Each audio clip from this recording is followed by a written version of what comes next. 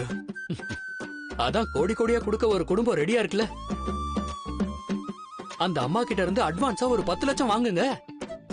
அட்வான்ஸா? எதுக்கு? அதுல 10 லட்சம் வாங்கி 5 லட்சத்தை அந்த பொண்ணு கிட்ட கொடுத்துருங்க. டைவர்ஸ் விஷயம் முடிஞ்சிரும். கொடுப்பாங்களா? அவங்க பொண்ண கல்யாணம் பண்ண நீங்க ஒத்துக்கிட்டா 10 லட்சம் மட்டும் இல்ல 10 கோடி கூட கொடுப்பாங்க. என்ன சார் இது பிசினஸ் டீல் மாதிரி சொல்றீங்க? வாழ்க்கையே ஒரு பிசினஸ் டீல் தாமா. ஒன்னு கொடுத்தா ஒன்னு கிடைக்கும். அந்த அம்மாவுக்கு அவங்க பொண்ண நீங்க கல்யாணம் பண்ணிக்கணும். உங்களுக்கு பணம் வேணும். இந்த டீலை பேசி பாருங்க. அப்போ நான் கல்யாணத்துக்கு ஓகே சொல்லிடவா? இந்த கல்யாணம் கண்டிப்பா நடக்கும். உங்க டைம்ல இல்ல அது இருக்கு. அந்த குடும்பத்துக்கு 1000 மாப்பிள கிடைக்கலாம். ஆனா உங்களுக்கு ஒரு பணக்கார பொண்ணு கிடைக்கிறது கஷ்டம்.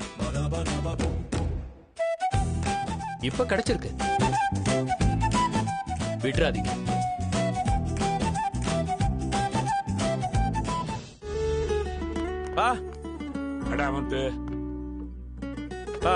சத்யா ரேகா கல்யாணத்துக்கான ஏற்பாடுலாம் பண்ணியாச்சுப்பா.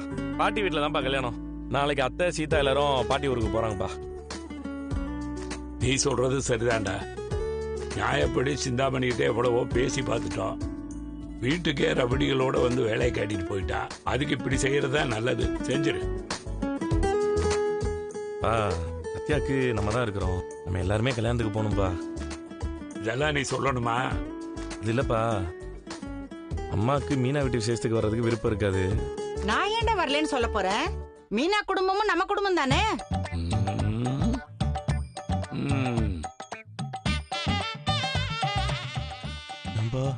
அம்மாவா அப்படி சொல்றாங்க?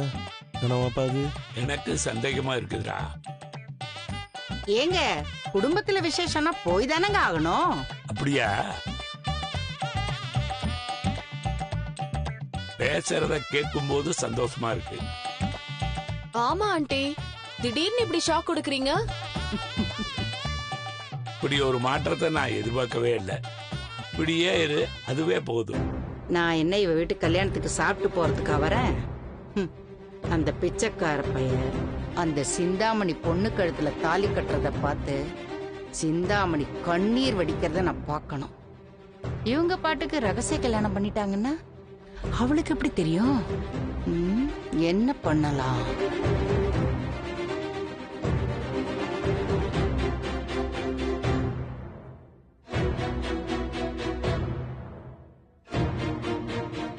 எப்படியோ அம்மாவே வரேன்னு சொல்லிட்டாங்கப்பா. இதுக்கு மேல கல்யாணத்தை சிறப்பா நடத்திடலாம்னு எனக்கு நம்பிக்கை வந்துருச்சுப்பா. ரொம்ப நன்றி அத்தை. எனக்கு எதுக்கு நன்றி எல்லாம் சொல்ற? அத்தை, என் தம்பி கல்யாணத்துக்கு வரேன்னு சொன்னீங்கல்ல, எனக்கு ரொம்ப சந்தோஷமா இருக்கு.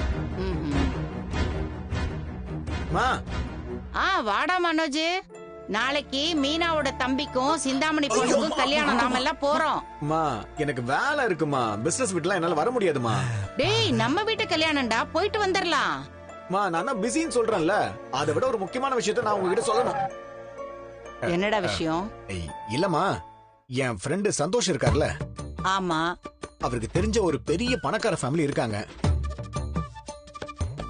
சரி. அந்த வீட்ல இந்த சினிமாக்கள்ல வர மாதிரி ஒரு பொண்ணு இருக்கான்.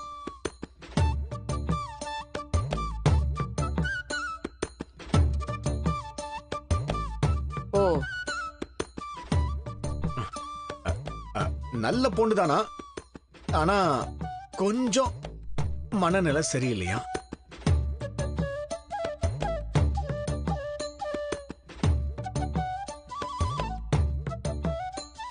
சரிடா, இதெல்லாம் ஏன் என்கிட்ட சொல்ற?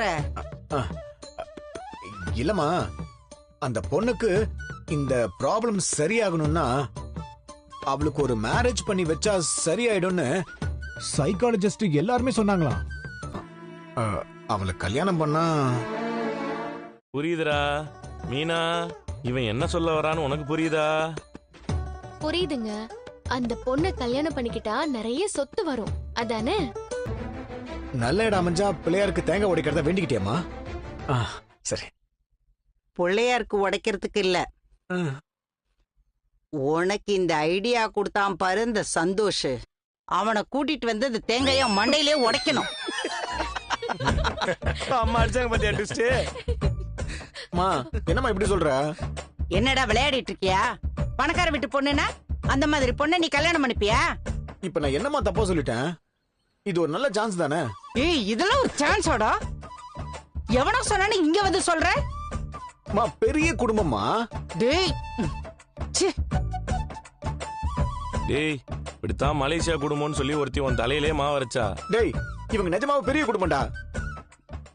அண்ணாஜி, அப்படி இருக்கிற பொண்ணுக்கு ஒரு வாழ்க்கையை கொடுக்கறது தப்பு இல்லடா. ஆனா சொத்துக்காக கல்யாணம் பண்றேங்கிறிய, அது கேவலம். ஏண்டா சொந்தமா உழைச்சு சம்பாதிக்கவே தெரியாதா உனக்கு? எப்ப பார்த்தாலும் ஷார்ட் அவுட் தானா? அம்மா அம்மா ஏமா ஏமா ஏமா ஏமா ஏமா இருங்கம்மா இருங்கம்மா. நீங்களாவது நான் சொல்றதை கொஞ்சம் புரிஞ்சுக்கங்கம்மா. டேய் ரேகா, நீ பெரிய இடத்து பொண்ணு. உன் கல்யாணத்தை இங்க வந்து சாதாரணமா பண்ற மாதிரி ஆயிடுச்சு. ஆண்டி, எனக்கு அதுலலாம் எந்த பிரச்சனையும் இல்ல. எனக்கும் சத்யாக்கும் நடக்க போற கல்யாணமே எனக்கு சந்தோஷம் தான். இது ராசியான வீடுமா. என் புள்ள அண்ணாமலைக்கு இங்கதான் கல்யாணம் பண்ணி வச்சேன். சிங்க குட்டிங்க மாதிரி 3 புள்ள பெற்றிருக்கான்ல. டேய் சத்யா, அப்ப உனக்கும் 3 குழந்தை பிறக்குமாடா? சும்மா இரு. டேய் வெக்கப்படுறாடா? சும்மா இருக்க மாட்டியா நீ?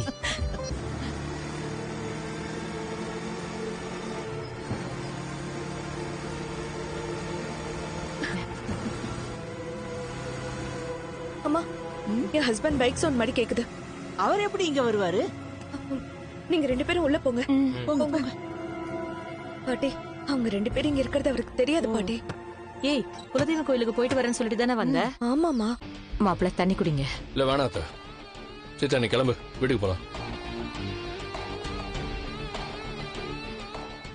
மாப்பிள்ள கோயிலுக்கு போகணும். அது நீங்க போயிட்டு வாங்க. அவளுக்கு தான் கல்யாணம் ஆயிடுச்சுல்ல. எங்க குலதெய்வம் கோயிலுக்கு போகும்போது அவ வந்தா போதும். தம்பி, கல்யாணம் ஆனா இப்ப என்ன? எல்லா சாமியும் ஒண்ணுதான். கோயிலுக்கு போயிட்டு அவ வருவா. அவ உனக்காக தான்ப்பா வேண்டிக்கிட்டு இருக்கா. நான் தான் கோயிலுக்கு போகணும்னு சொல்லி அவளை கூப்பிட்டேன். கோயிலுக்கு போயிட்டு வருவா.